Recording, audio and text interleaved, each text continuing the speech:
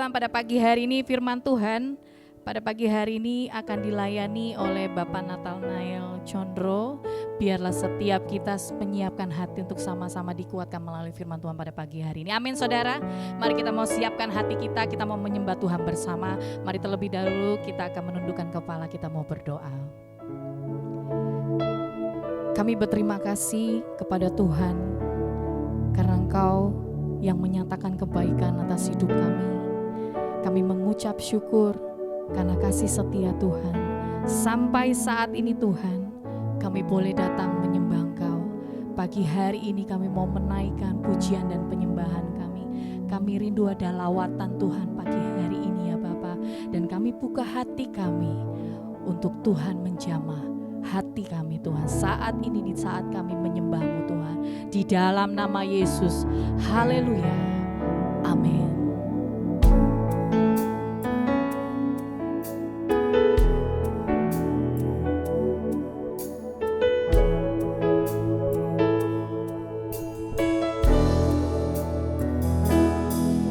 Apapun yang terjadi di dalam hidupku, selalu ku berkata, Tuhan Yesus baik dalam segala hal yang terjadi.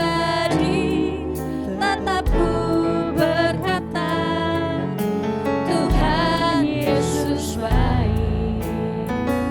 Ku sembah,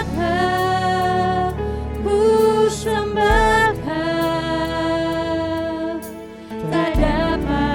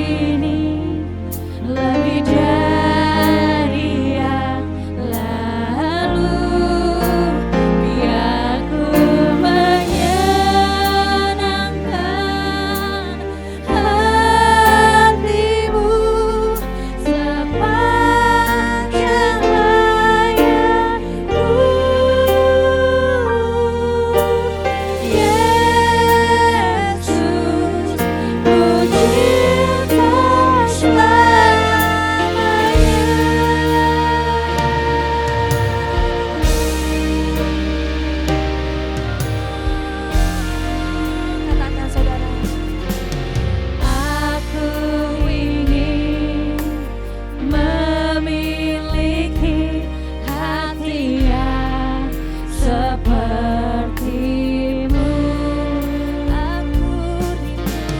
Aku rindu mengasihi seperti Kau mengasihiku. Biar ku memuliakan nama-Mu seumur hidupku dan mengasihi-Mu hari ini lebih dari yang lalu. Biar ku menyenangkan hati-Mu sepanjang hayatku. Yesus, ku cinta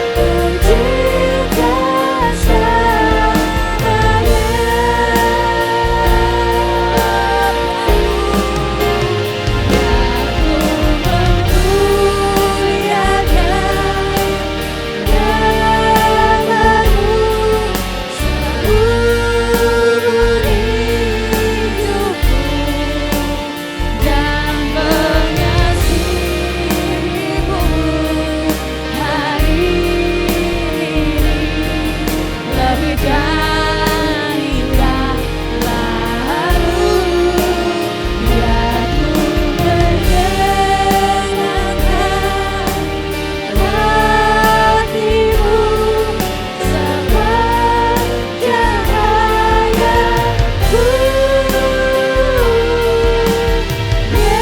Yesus, ku cinta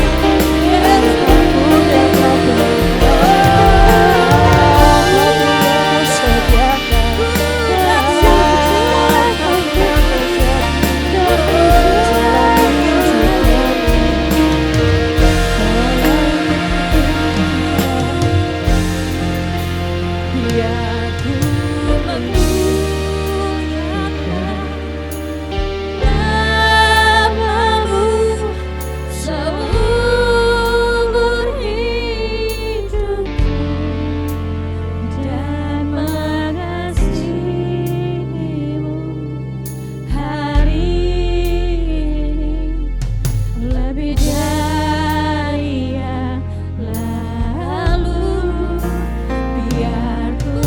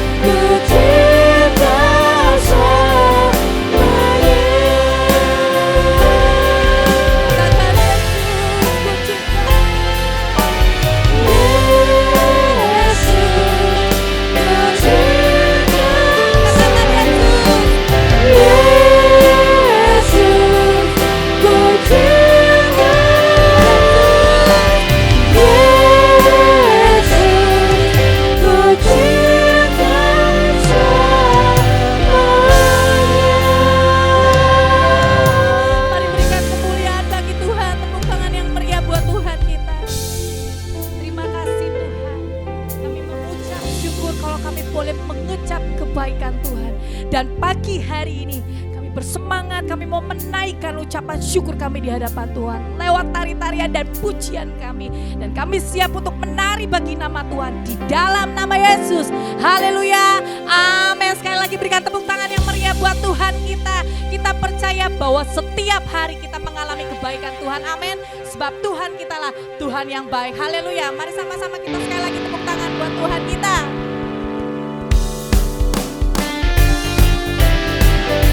Kita percaya bahwa tiada yang berkesudahan, tapi setia Tuhan selalu baru rahmat-Nya bagi setia Tuhan. Tiada berkesudahan, kasih setiamu Tuhan, selalu baru rahmat-Mu bagiku. Hari berganti hari, tetap ku lihat kasih-Mu, tak pernah berakhir di hidupku. Sama-sama katakan, Tuhan Yesus baik, sungguh amat baik, untuk selama-lamanya. Tuhan Yesus baik, lebih lagi katakan, Tuhan Yesus baik, sungguh amat baik, untuk selama-lamanya. Tuhan Yesus baik.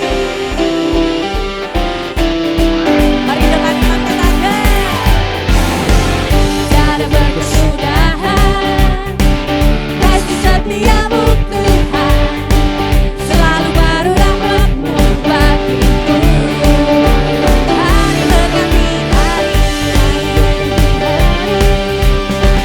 tetap ku lihat kasih-Mu, tak pernah berakhir di hidupku. Sama-sama angkat jempol saudara, katakan, Tuhan Yesus baik, sungguh amat baik, untuk selama-lamanya. Tuhan Yesus baik, Tuhan Yesus baik, amin. Sungguh amat baik, untuk selama-lamanya. Tuhan Yesus baik. Mari yang mengalami kebaikan Tuhan, mari kita mau lebih lagi bertepuk tangan dalam hadirat Tuhan.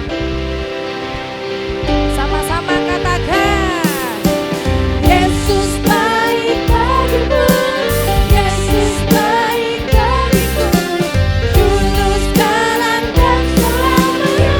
Yesus katakan, Yesus baik bagiku, Yesus baik bagiku, dulu sekarang dan selamanya. Tuhan Yesus baik.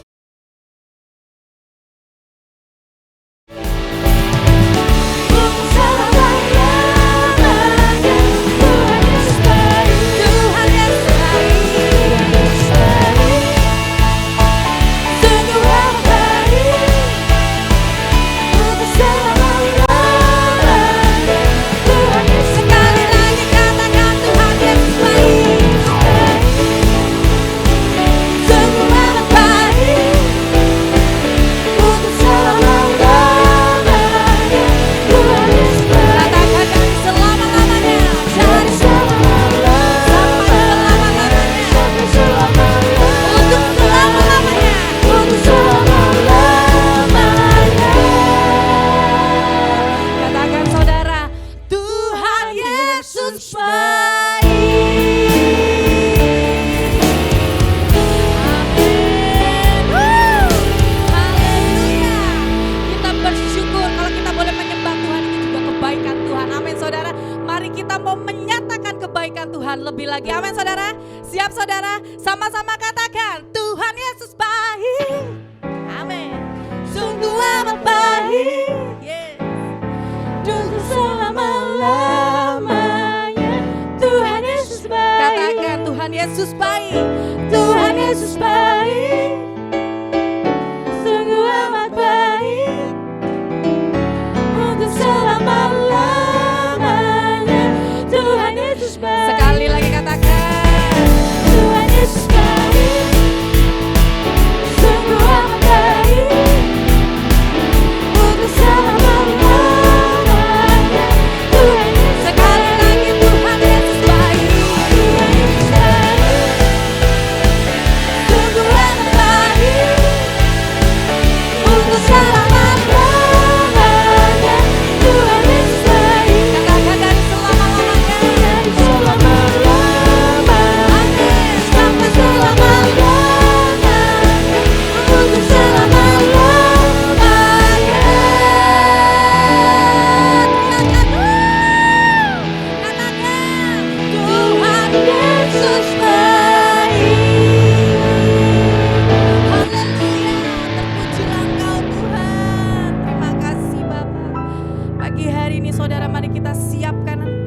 hati kita mau membawa persembahan ke dalam rumah Tuhan. Mari kita mau angkat persembahan kita. Bapak, kami mengucap syukur Tuhan buat kebaikan-Mu atas hidup kami. Kami mengucap syukur Tuhan, Tuhan memberkati kehidupan kami. Dan pagi hari ini kami datang membawa persembahan, persepuluhan komitmen kami. Kami mau bawa ke hadapan Tuhan. Biarlah Tuhan pakai persembahan ini untuk memperluas kerajaan-Mu di muka bumi ini Tuhan. Terima kasih Tuhan, kami siap menabur di dalam nama Yesus. Haleluya. Amin. Sidang jemaat dipersilakan duduk kembali. Mari kita mau lebih lagi siapkan hati kita.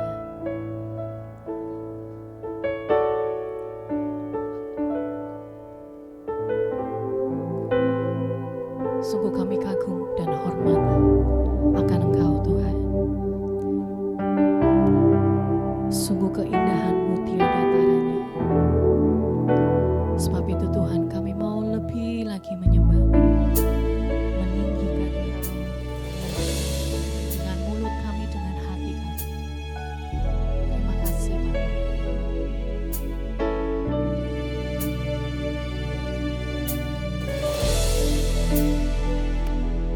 Kau sungguh indah tiada taranya, sungguh menakjubkan,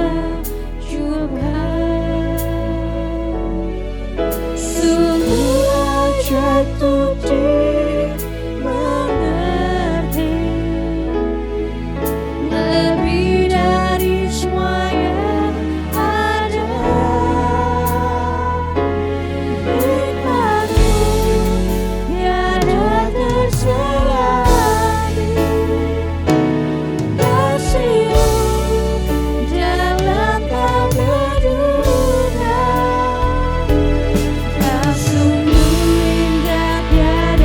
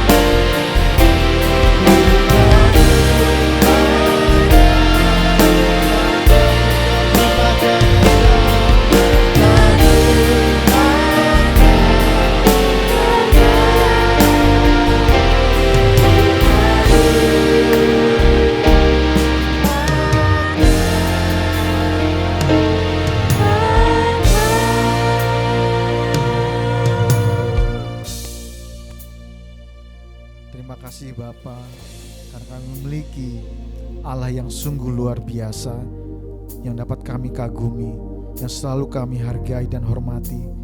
Engkau luar biasa bagi kami Tuhan. Saat ini kami hendak mendengarkan firman-Mu, hati kami terbuka Tuhan untuk mendengarkan sabda-Mu.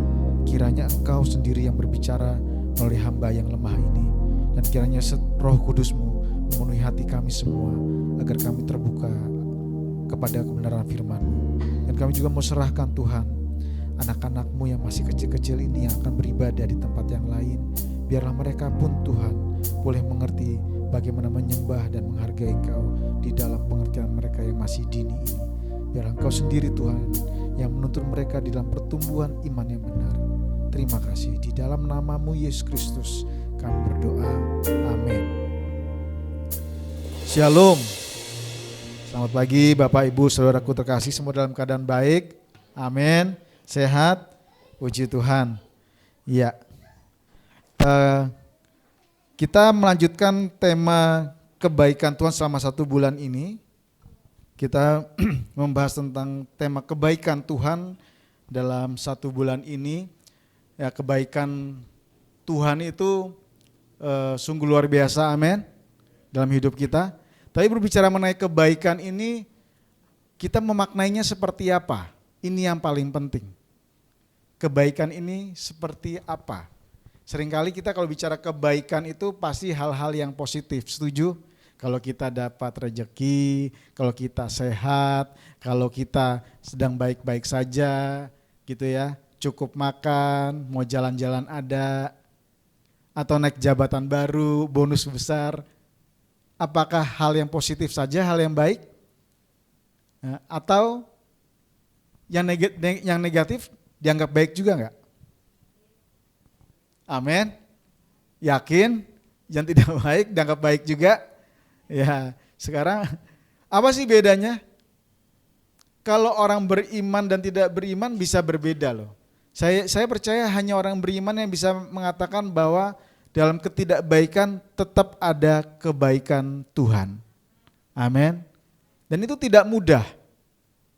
Gitu. Hari ini kita mau belajar dari satu mazmur yang cukup terkenal, malah bukan cukup lagi, terkenal, dari Mazmur 103, Mazmur Daud.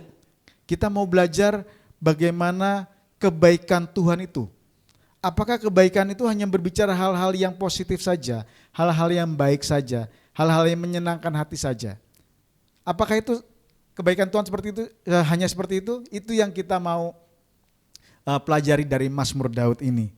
Baik, mari sama-sama kita buka di dalam Mazmur 103. Kita baca bersama-sama, yang sudah sampai katakan amin. Amin, baik. Kita baca ayat 1 sampai 2. 3, 4. Dari Daud, pujilah Tuhan, hai jiwaku, pujilah namanya yang kudus, hai segenap batinku, pujilah Tuhan, hai jiwaku, dan janganlah lupakan segala kebaikannya. Daud ketika menulis ini diperkirakan dia sudah di dalam masa tuanya. Jadi dia mengalami berbagai kondisi di dalam hidupnya yang harus dia alami semasa dia menjadi raja di Israel, dan juga mulai dari masa mudanya. Nah, dia ketika masa tuanya ini menuliskan mazmur ini untuk mengenang kebaikan Tuhan. Dikatakan apa? Pujilah Tuhan hai jiwaku, pujilah Tuhan, pujilah namanya yang kudus. Lalu dikatakan pujilah hai jiwaku, janganlah melupakan, terima kasih, segala kebaikannya. Nah, Daud menggugah dirinya sendiri. Jadi memotivasi dirinya sendiri untuk mengingat kebaikan-kebaikan Tuhan. Di dalam masa hidup kita yang sulit, di dalam masa hidup kita yang mungkin sedang susah, sedang mengalami kondisi yang kondisi tidak nyaman, ada baiknya, bahkan sangat baik untuk mengingat kebaikan Tuhan. Amin. Ini yang dilakukan oleh Daud. Sekali lagi, Daud ini masih menjadi raja ketika dia menulis ini. Ya mungkin kita berpikir, apa sih susahnya jadi raja, kayaknya hidupnya enak-enak aja ya. Pikir kita kan seperti itu. Tetapi Raja Daud akan mengungkapkan kepada kita semua melalui syairnya. Ini kan sebuah gubahan gitu ya. Jadi dia bilang, pujilah hai jiwaku, pujilah batinku, pujilah namanya yang kudus. Jadi Daud sangat memahami kepada siapa dia harus memuji, menaikkan syukur dia, yaitu kepada Sang Nama yang kudus, yang tidak bisa disebutkan namanya. Ya, kalau sekali lagi saya ingatkan, kalau ada huruf T-U-H-A-N besar ini, itu terjemahan dari bahasa Ibraninya, ya, tulisannya dalam bahasa Indonesia YHWH atau YHWH. Tapi kalau dalam bahasa Ibrani kan Yod-He-Vav-He. Itu sesuatu yang tidak bisa disebutkan. Makanya dikatakan oleh Daud, namanya yang kudus, saking kudusnya tidak bisa disebutkan, tidak boleh disebut secara sembarangan. Nah, makanya dia bersorak-sorai dari hatinya, dari batinnya, ingat akan kebaikan Tuhan. Mari kita, apa kebaikan Tuhan yang dirasakan, yang dialami oleh Raja Daud? Apakah semuanya yang baik-baik saja atau juga hal-hal yang menyedihkan atau yang memberatkan hatinya sepanjang hidupnya?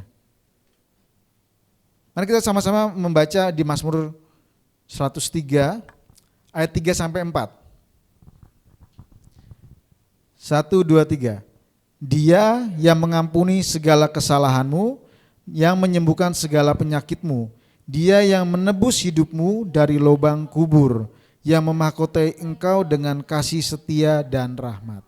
Nah, sebelum saya lanjutkan membahas ayat yang ini, kita harus pahami bahwa di dalam sebuah karya syair bangsa Yahudi itu agak berbeda dengan kita, ya. Jadi mereka mengenal sistem paralelisasi, gitu ya.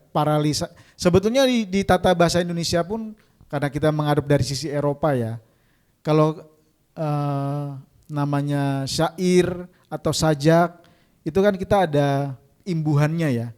Misalnya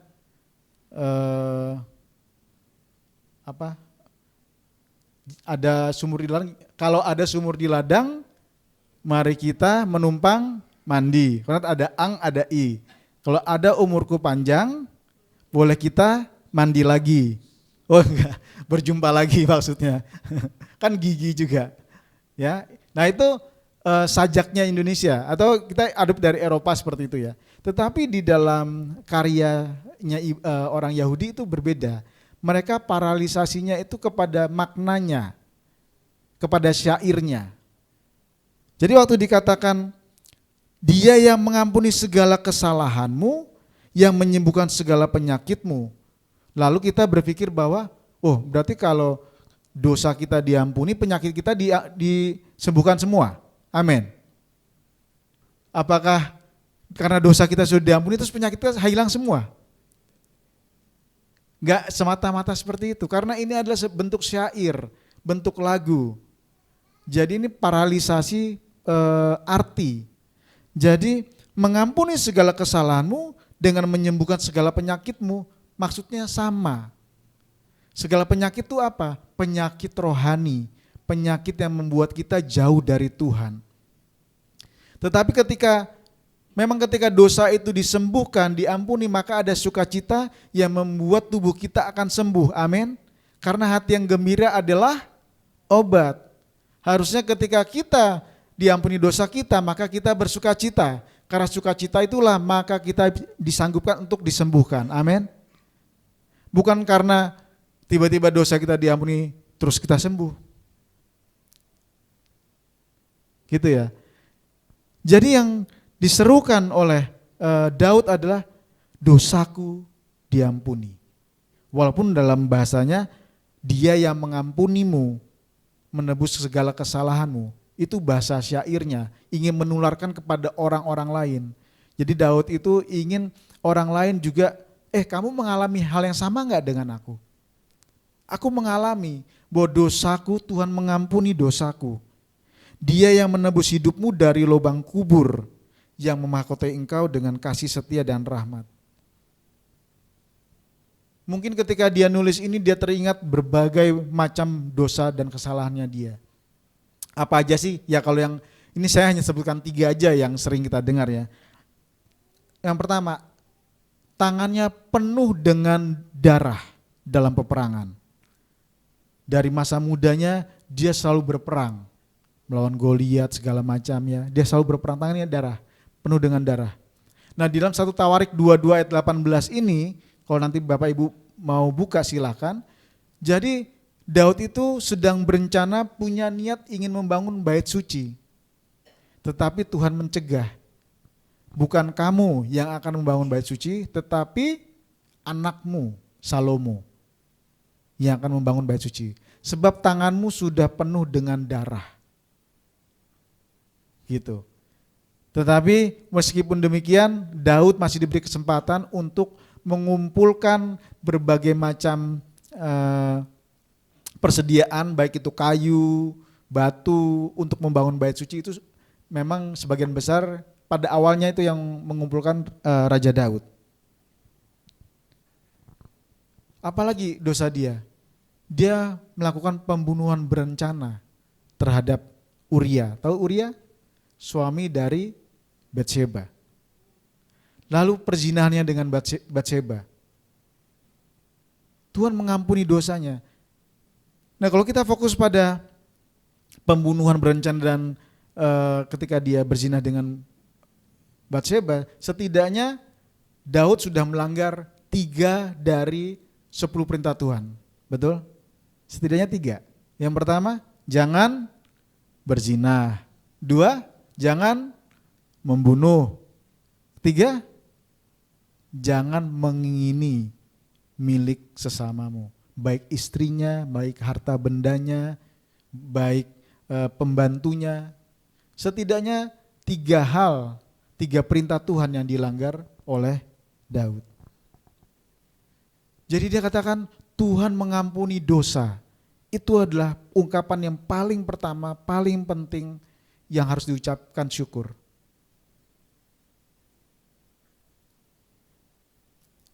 Saya kasih perandaian, suatu cerita lagi di dalam perjanjian baru. Tuhan Yesus bercerita perumpamaan, ada 2 orang yang berhutang. Yang satu, katakanlah saya lupa angkanya, tapi yang satu 100 talenta, yang satu 1000 talenta. Karena dua-duanya tidak bisa membayar hutang, lalu mereka datang kepada si empunya uang ini bilang, kami tidak sanggup lagi, kami tidak mampu membayar lagi. Terus si pemilik yang menghutangi, ya krediturnya kalau di dalam bahasa yang memberikan hutang itu bilang gini, ya sudah, aku ampuni kamu, kamu hapuskan. Lalu Tuhan Yesus tanya, dari kedua orang itu yang berhutang 100 talenta dengan 1000 talenta, kira-kira mana yang paling mengucap syukur? Kalau jawaban Bapak Ibu, yang 100 atau yang 1000 talenta? Yang 1000 talenta, setuju? Nah, makanya inilah yang diangkat oleh Daud ketika dia menuliskan syair ini. Ketika dikatakan, hai jiwaku, pujilah dia jiwaku.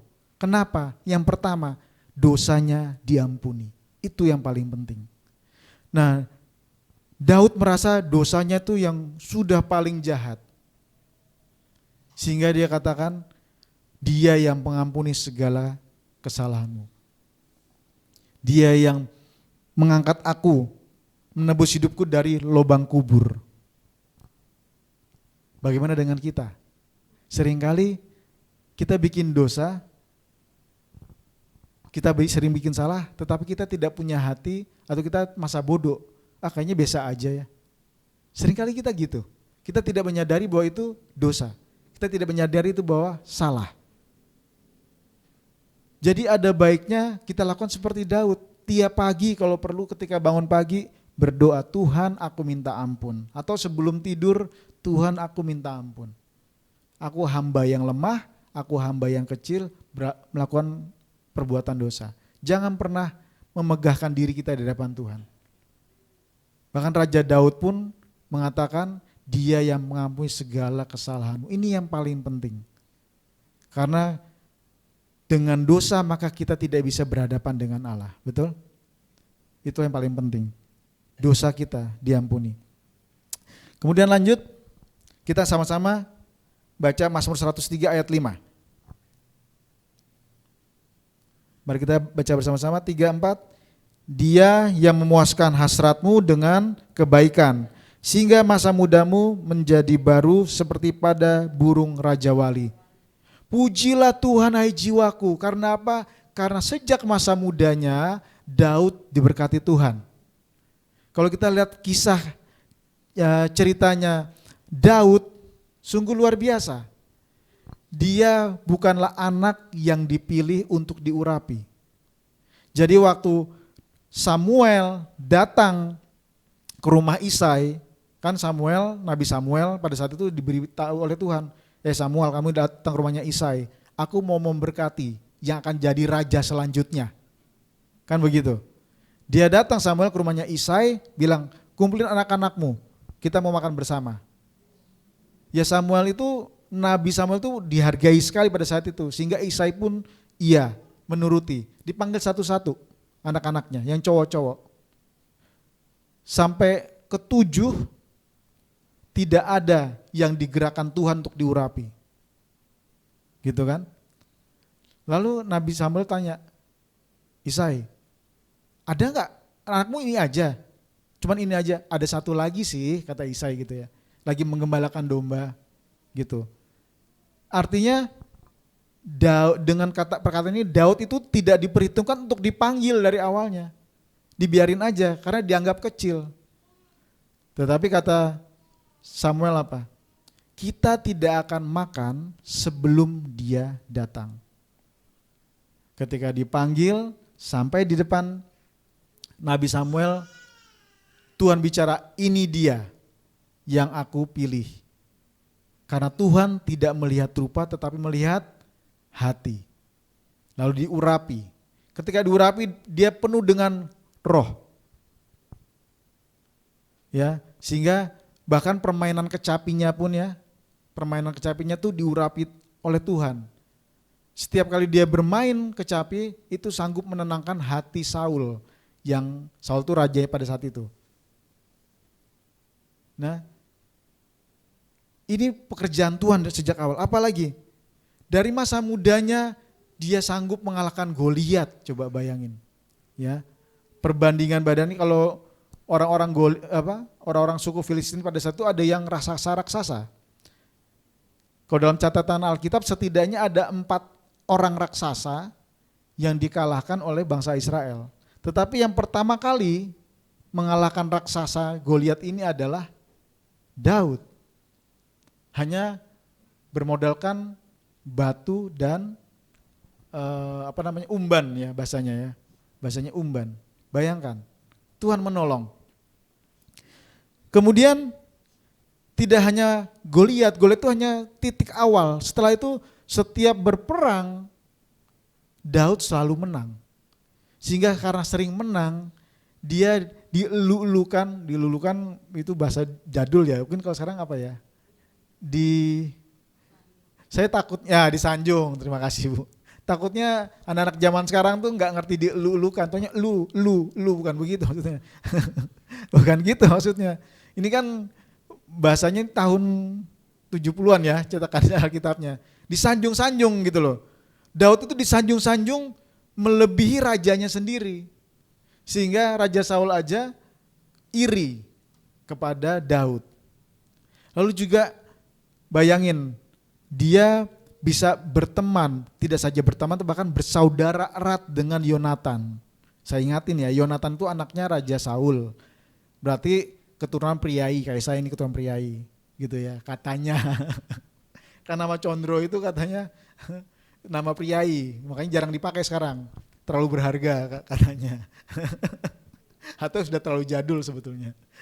Nah, bayangkan Yonatan yang adalah anak raja mau berteman bahkan mengikat persaudaraan dengan Daud yang bukan siapa-siapa, rakyat jelata. Gitu ya.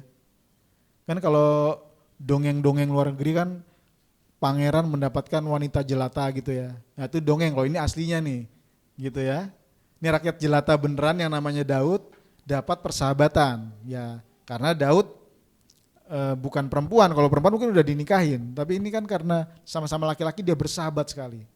Bayangkan, sejak zaman mudanya Tuhan Yesus, Tuhan memberikan kebaikan-kebaikan kepada Daud. Coba kita ingat kepada diri kita, sejak zaman muda kita, sepanjang yang bisa kita ingat, apakah Tuhan berlaku baik pada engkau? Apakah Tuhan berlaku baik pada kita semua, kepada anak-anak kita? Saya mengalaminya. Tuhan berlaku baik sama saya. Dalam kondisi apapun Tuhan tetap baik. Kita diminta untuk mengingat-ingat. Mari kita lanjutkan pembacaan kita. Mazmur 103 ayat 6 sampai 7. Mazmur 103 ayat 6 sampai 7. Kita baca bersama-sama 3, 4. Tuhan menjalankan keadilan dan hukum bagi segala orang yang diperas.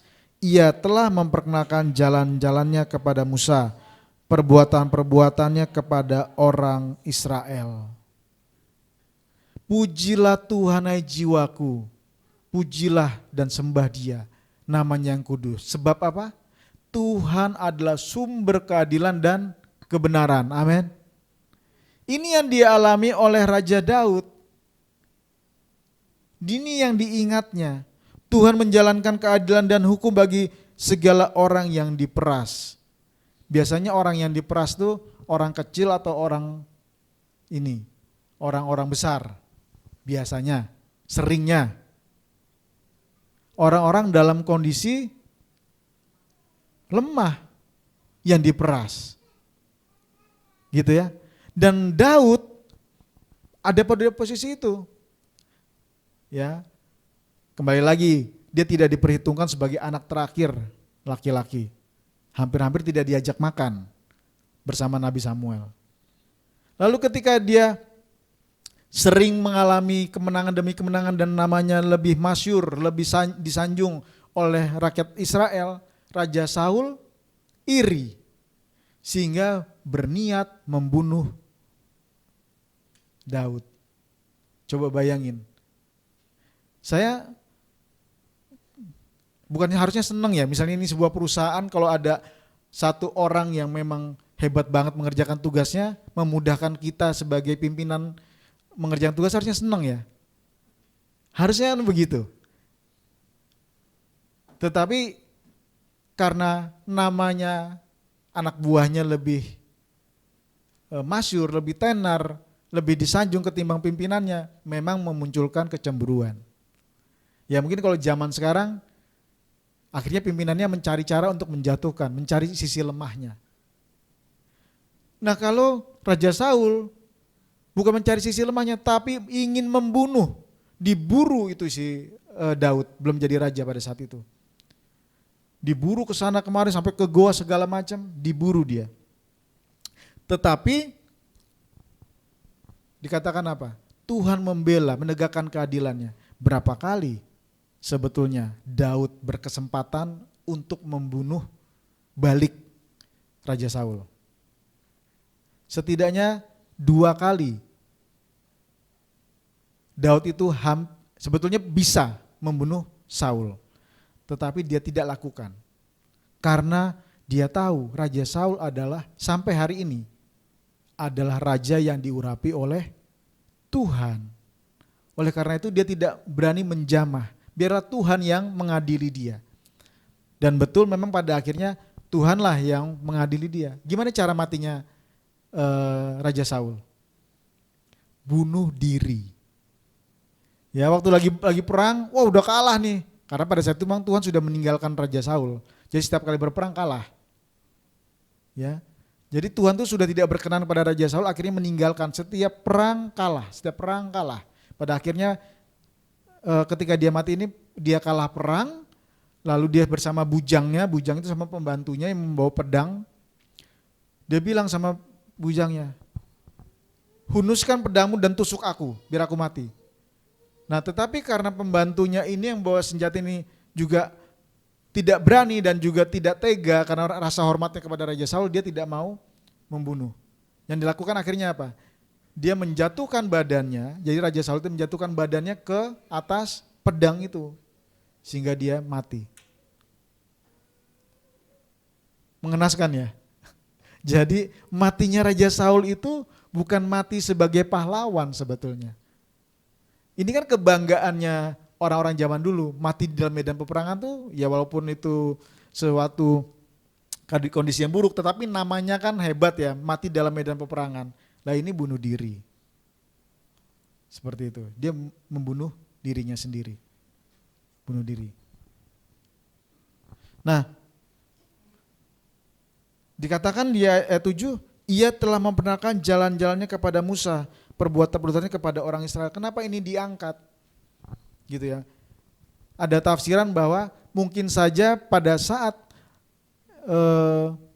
Daud mengalami kejadian itu ketika dikejar-kejar oleh Saul, dia belum mengerti rencana Tuhan seperti apa. Tetapi ketika dia sudah lolos dari semua itu, dia menulis syair ini, dia teringat, oh iya, bangsa Israel sebetulnya mengalami hal yang sama seperti yang terjadi oleh dirinya. Bahwa bangsa Israel mengalami ketertindasan, diperas apanya? Tenaganya ketika di Mesir. Tidak bisa bebas, tidak mengerti Tuhan yang benar siapa. Sehingga oleh karena kemurahannya Tuhan membebaskan bangsa Israel melalui tangan Musa. Dan mengajarkan hukum-hukum yang benar. Itu yang diingat oleh Daud ketika dia membayangkan kejadiannya. Ketika dia menulis syair ini, oh iya, apa yang terjadi padaku itu seperti yang terjadi oleh bangsaku. Dan Tuhan menolong. Jadi ada satu pembuktian bahwa Tuhan itu tetap memperhatikan bangsa yang dikasihinya. Seperti itu. Tuhan sumber keadilan dan kebenaran. Jadi saudaraku terkasih, kalau hari-hari ini kita juga mengalami kondisi yang lemah, kita diperas, kita ditekan, dan segala macam ketidakenakan, bersabar. Percaya, Tuhan itu adil dan Dia akan bertindak sesuai dengan waktunya, sesuai dengan rencananya. Yang perlu kita lakukan adalah tetap berharap penuh pada Tuhan. Amin. Mari kita lanjutkan ayat 8 sampai 10. Kita baca bersama-sama. Tuhan adalah penyayang dan pengasih, panjang sabar dan berlimpah kasih setia. Tidak selalu Ia menuntut dan tidak untuk selama-lamanya Ia mendendam. Tidak dilakukannya kepada kita setimpal dengan dosa kita dan tidak dibalasnya kepada kita setimpal dengan kesalahan kita. Nah, kita perlu pahami, sekali lagi saya perlu bahas mengenai paralelisasi tadi, tentang gaya bahasanya orang Yahudi ketika mengarang, gitu ya. Semoga terlihat ya di depannya. Jadi kalau ada pengulangan itu ada maknanya di dalam tata bahasanya Yahudi, gitu ya. Kalau sekali itu biasa saja, kedua penting, ketiga sangat penting. Ya. Kalau di dalam Yesaya 6 ayat 3 dikatakan kudus, kudus, kudus, kuduslah Tuhan. 3 kali, kudus, kudus, kudus, berarti sangat penting, sempurna.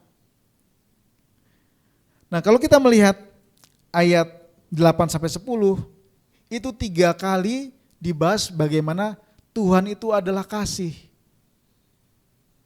Jadi pengertiannya sama. Tuhan itu adalah kasih, dan nanti di dalam ayat-ayat ke depan setelah ini kita akan menemukan penekanan 3 kali ini karena sangat-sangat penting.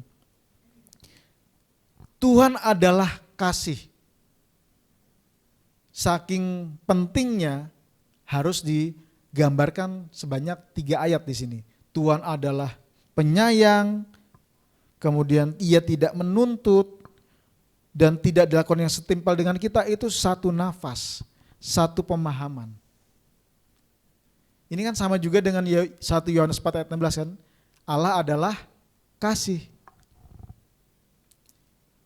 Karena kasihnya dia tidak menimpakan yang setimpal dengan kita.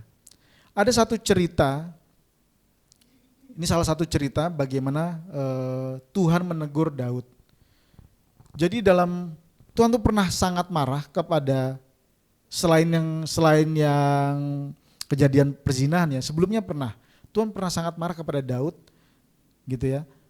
Jadi suatu ketika Daud itu menyuruh Yoab, panglimanya, untuk menghitung jumlah penduduk di kerajaannya dia.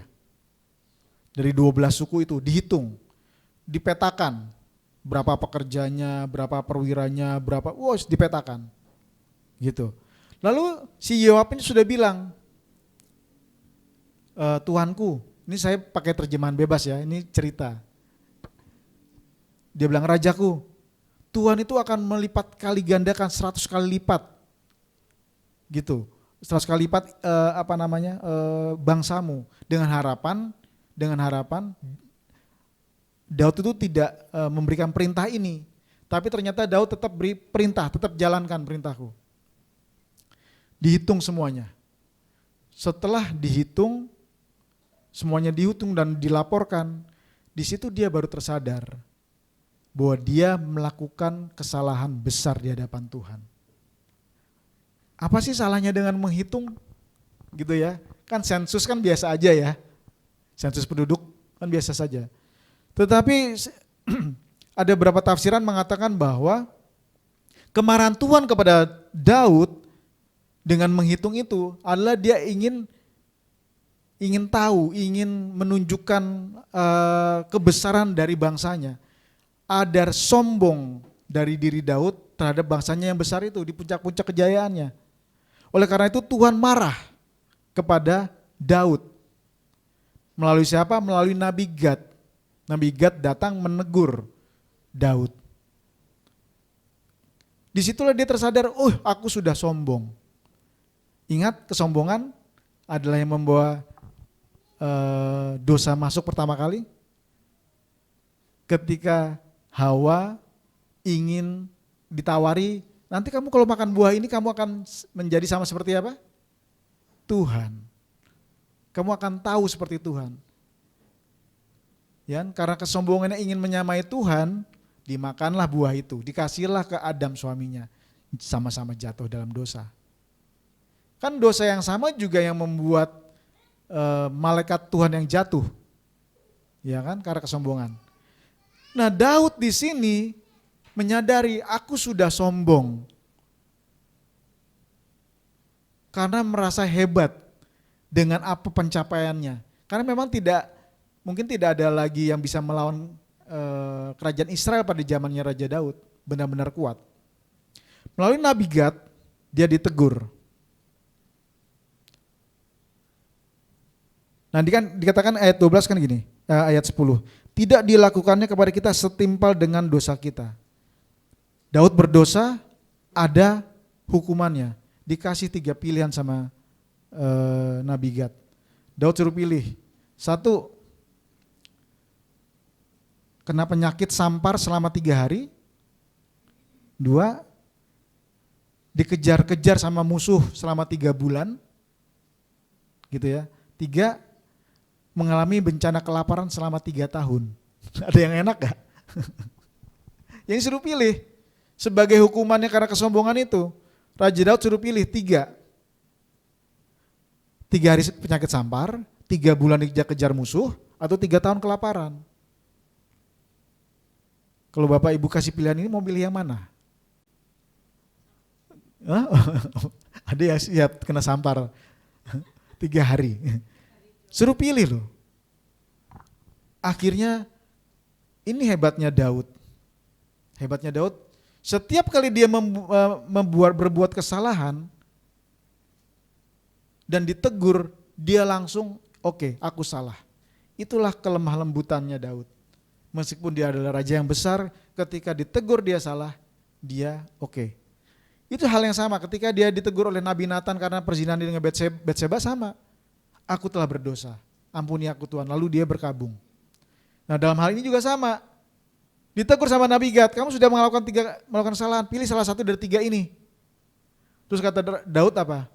Hatiku susah banget nih milihnya, bersusah hati aku, kata Daud. Kalau gitu, daripada aku jatuh kepada lawanku, aku lebih baik jatuh kepada hukuman Tuhan. Karena dia panjang sabar, karena dia sangat sayang.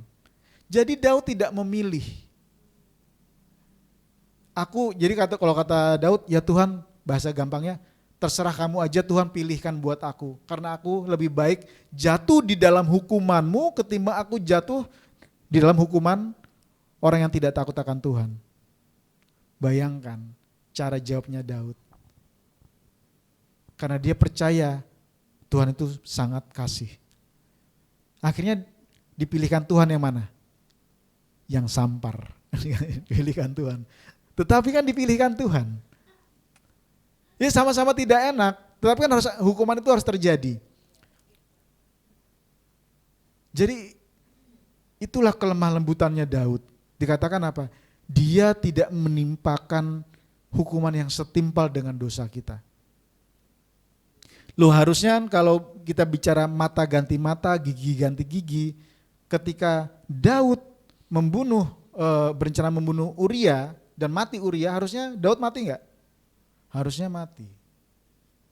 Tetapi hukumannya tidak seperti itu. Hukumannya apa? Anak yang dikandung oleh Batseba mati.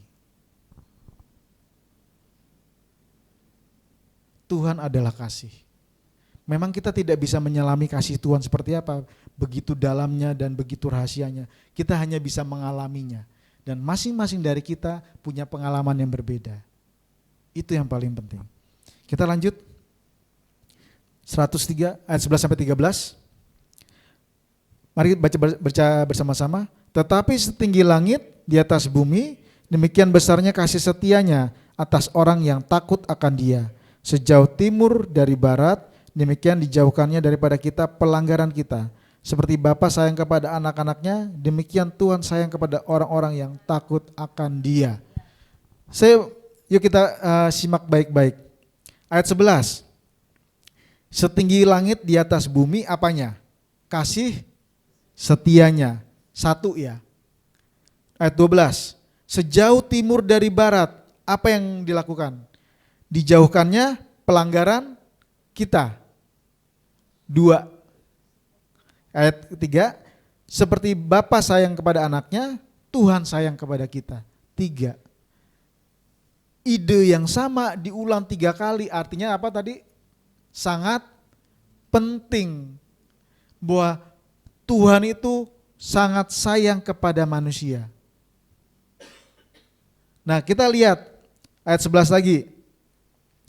Temukan kata-kata takut ada berapa? Ayat 11. Orang yang takut akan Dia, berarti manusia. Ayat 12, ada tentang takut akan Dia? Tidak ada. Ayat 13, orang-orang yang takut akan Dia. Hanya 2 kali. Penting. Tetapi yang sangat penting apa? Tuhan mengasihi kita. Maksudnya gimana sih? Penting buat kita tahu bahwa kita harus hidup takut akan Dia. Tetapi sangat penting untuk kita mengetahui bahwa Tuhan itu mengasihi kita bagaikan langit dan bumi, dan bagaikan sejauhnya timur dari barat, dan bagaikan Bapa menyayangi anaknya. Ini yang mau diungkapkan oleh Raja Daud, bahwa Tuhan tuh benar-benar sayang sama kita. Tetapi memang kita tetap harus takut akan Dia, itu yang penting. Makanya oleh Rasul Paulus kan dikatakan apa?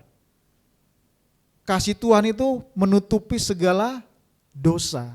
Tidak ada dosa yang tidak bisa diampuni oleh Tuhan, kecuali dosa mendukakan Roh Kudus.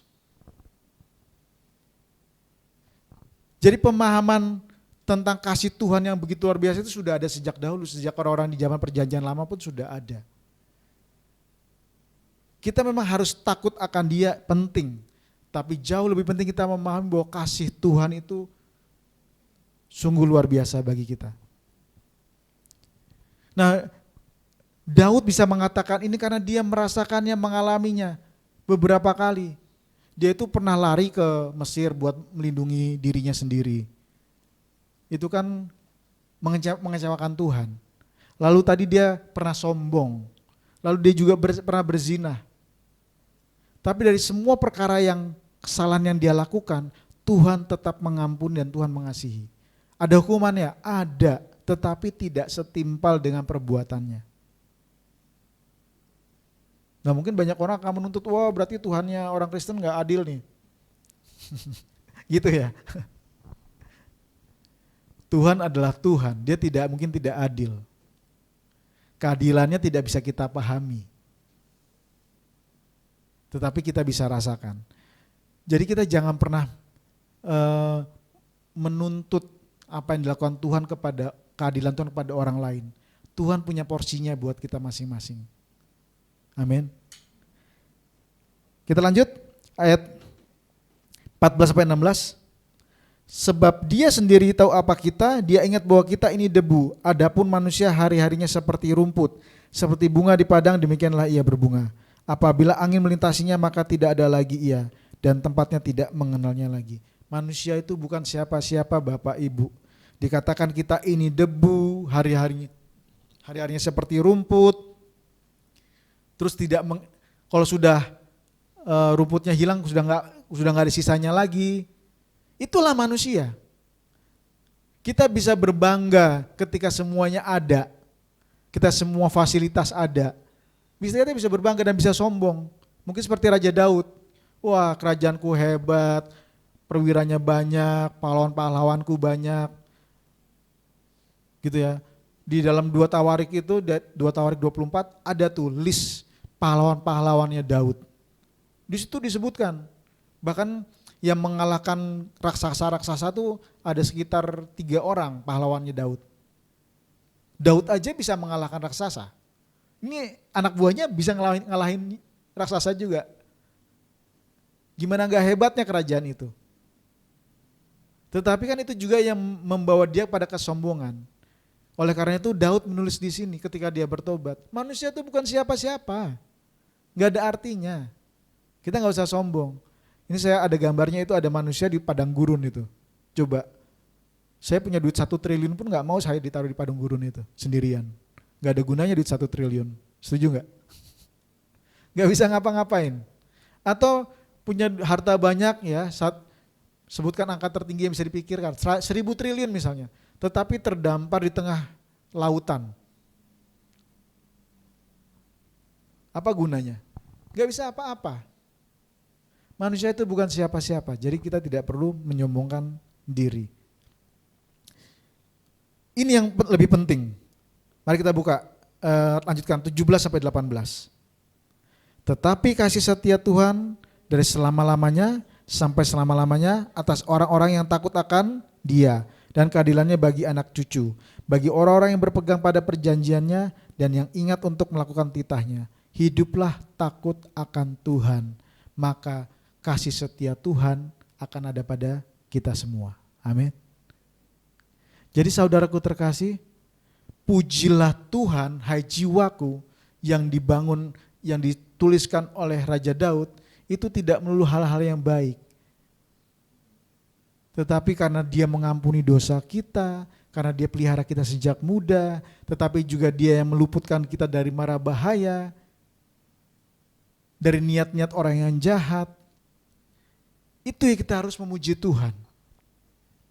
Dan kita harus menyadari bahwa tidak ada satupun di dunia ini yang kita miliki yang boleh kita sombongkan.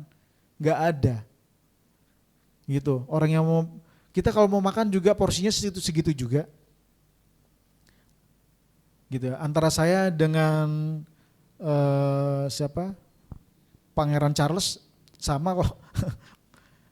Pangeran Charles ya, sama saya sama, makannya cuma 1 porsi juga, gak bisa lebih banyak. Semakin tua juga makan kita semakin sedikit, setuju gak? Gak bisa tambah banyak. Jadi gak perlu ada yang disombongkan, saudaraku.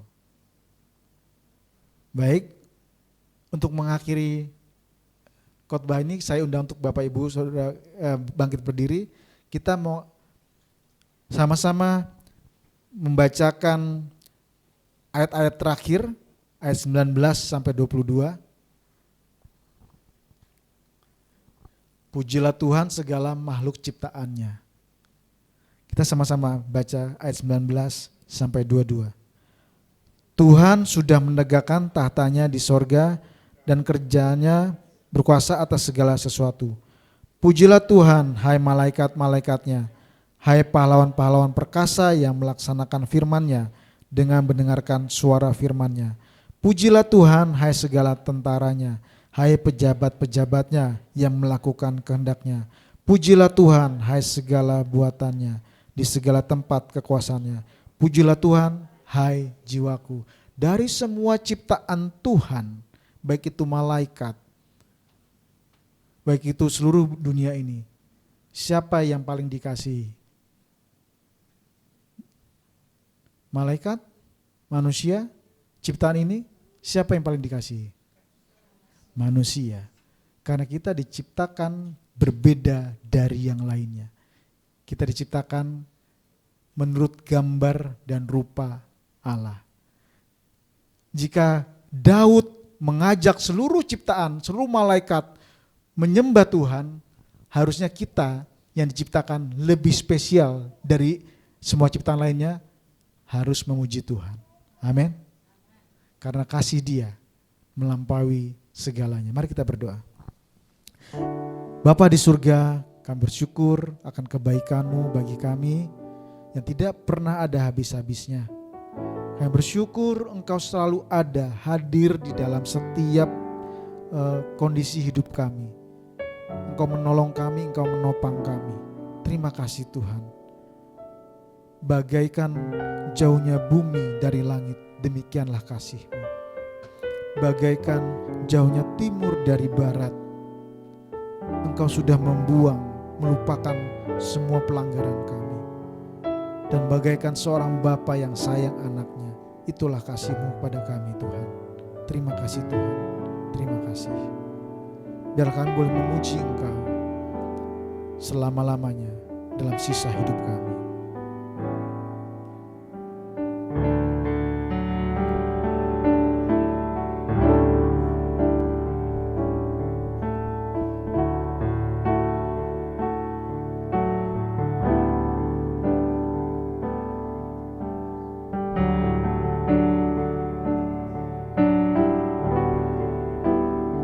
Saudaraku, kita sama-sama mau katakan, Engkaulah kekuatanku, tempat perlindunganku. Ketika badai menerpa kita semua, kita tak akan goyah, sebab Tuhan menjaga pelihara kita.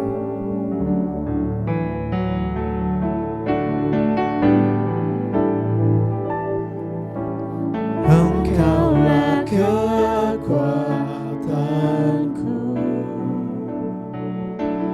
tempat perlindunganku. Saat badai menerpa,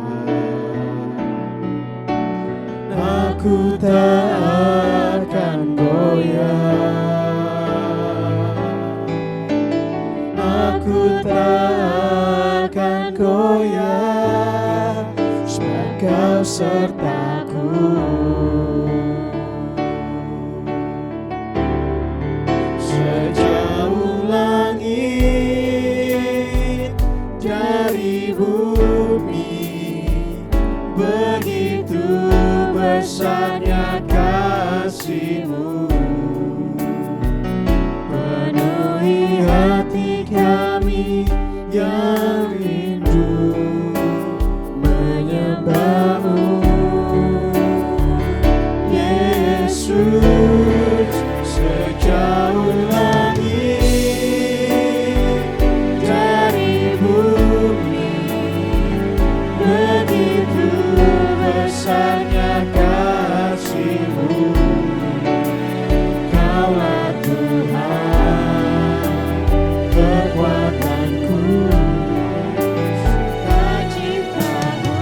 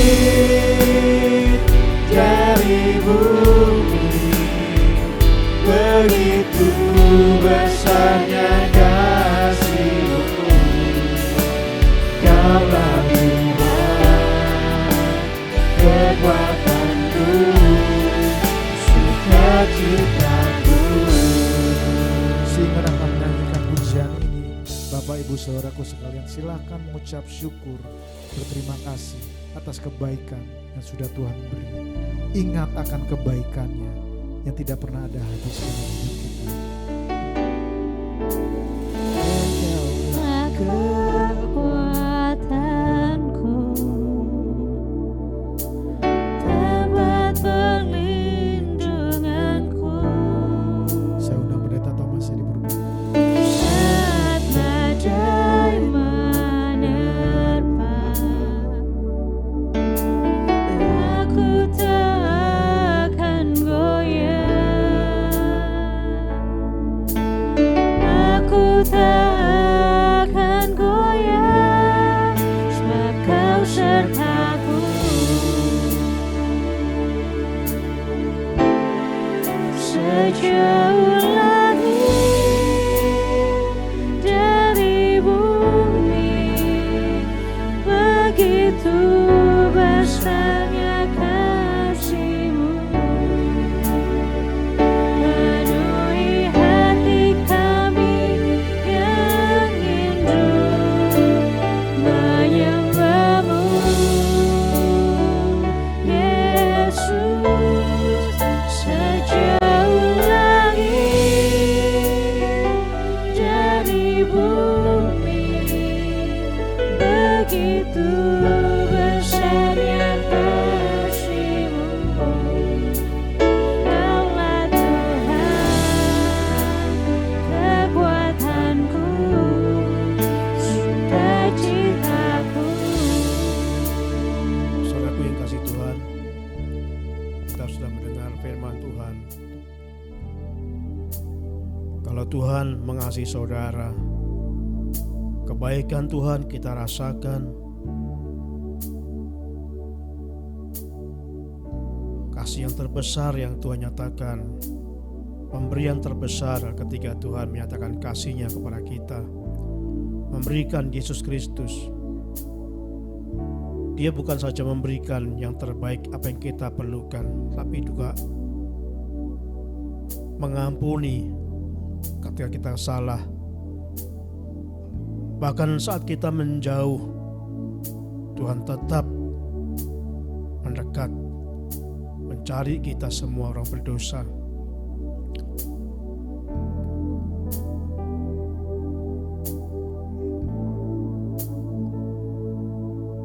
Bapak Ibu silakan ambil respon masing-masing apa yang ingin saudara lakukan. Jika saudara melaksanakan, mengalami kebaikan Tuhan, pasti ada sesuatu yang ingin saudara lakukan untuk Tuhan.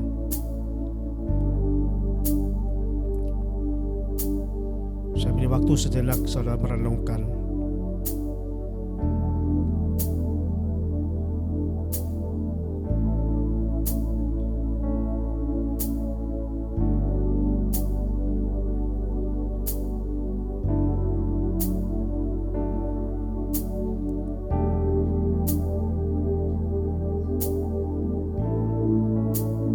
Kita nyanyikan pujian, sejauh langit dan bumi, begitulah kasih Tuhan kepada kita.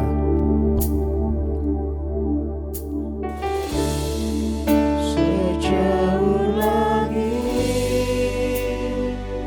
dari bumi, begitu besarnya kasih-Mu.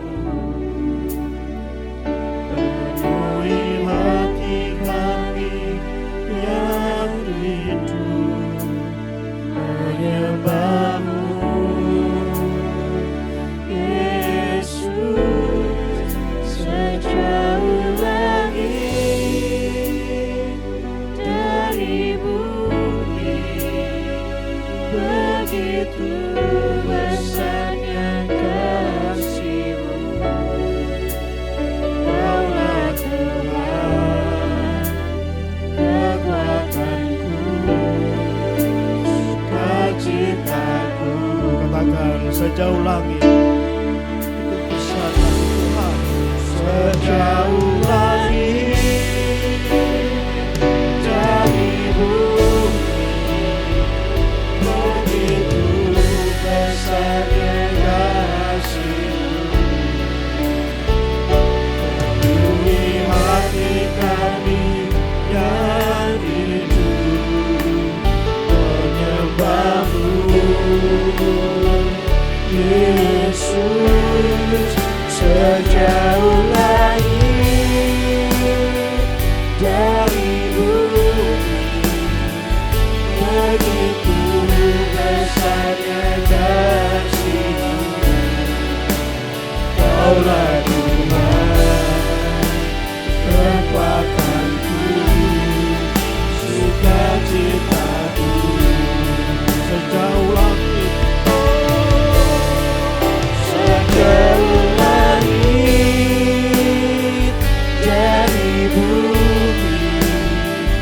begitu besarnya kasih-Mu.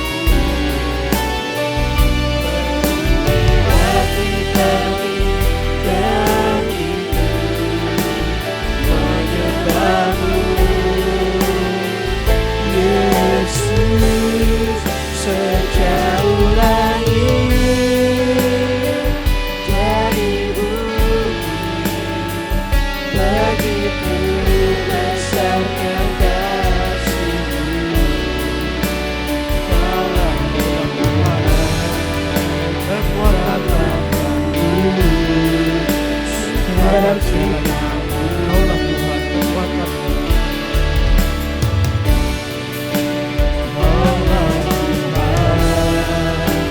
kekuatanku, sukacitaku.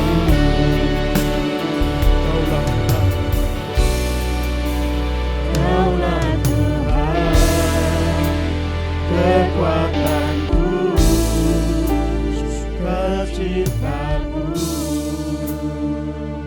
Kaulah Tuhan, bersyukur. Terima kasih Tuhan untuk segala kebaikan-Mu. Kami sungguh bersyukur.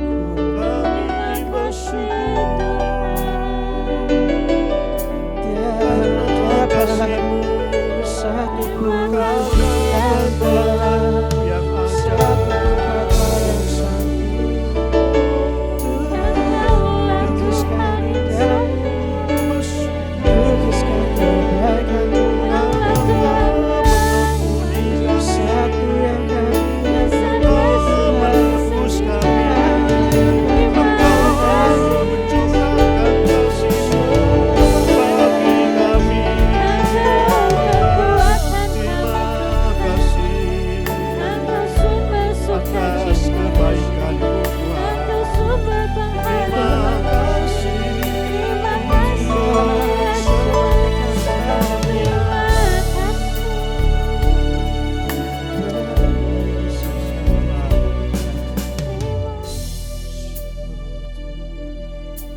Kami bersyukur Tuhan, kebaikan-Mu begitu nyata dalam hidup kami. Jika bukan karena Engkau, kami pasti tidak mampu melakukan apapun. Terima kasih Bapa, biarlah firman-Mu yang kami dengar pada pagi hari ini menolong kami, membuka hati kami, mencelikkan mata hati kami, supaya kami berkata semua itu karena Tuhan. Semua yang ada pada kami itu karena anugerah Tuhan, karena kemampuan Tuhan berikan pada kami. Kami tidak siapa-siapa, kami bukan siapa-siapa. Kami kain kotor. Makasih karena Engkau telah menyucikan kami, sehingga kami layak di hadapan Tuhan untuk menyembah Tuhan. Makasih Bapa di surga. Makasih untuk hamba-Mu Pak Condro yang menyampaikan firman-Mu. Tuhan berkati keluarganya, Tuhan berkati pergumulannya, Tuhan berkati apa yang Tuhan percayakan, diberkati Tuhan. Saudaraku yang kasih Tuhan, kita akan tinggalkan tempat ini. Kita akan akhiri ibadah kita pada saat ini. Kiranya damai sejahtera Allah yang melampaui segala akal akan memelihara hati dan pikiranmu dalam Kristus Yesus. Terpujilah Tuhan, Allah kami yang kudus. Haleluya. Amin.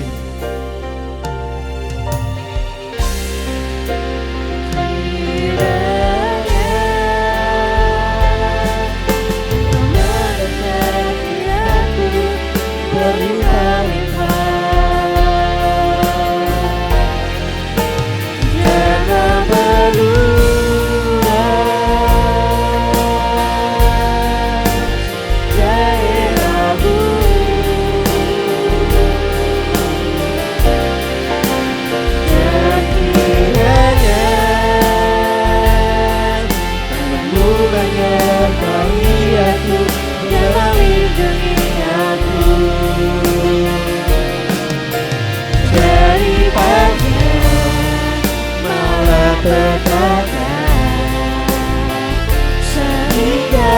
kesedihan tidak menimpa aku.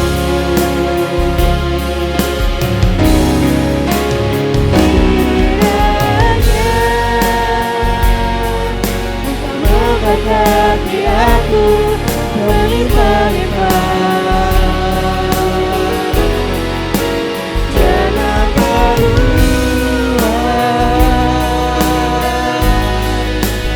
dari aku.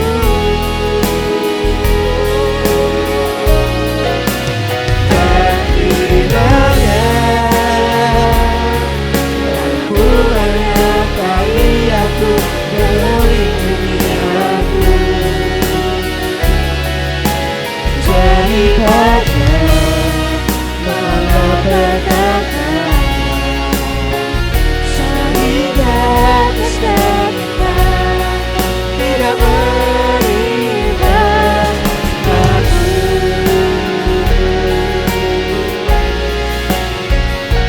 Tuhan menyertai dan menjawab doaku.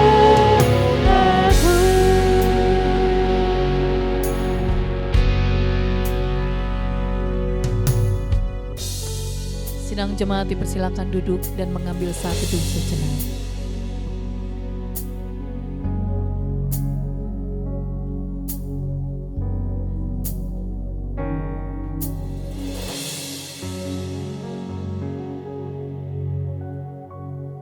Amin, puji Tuhan.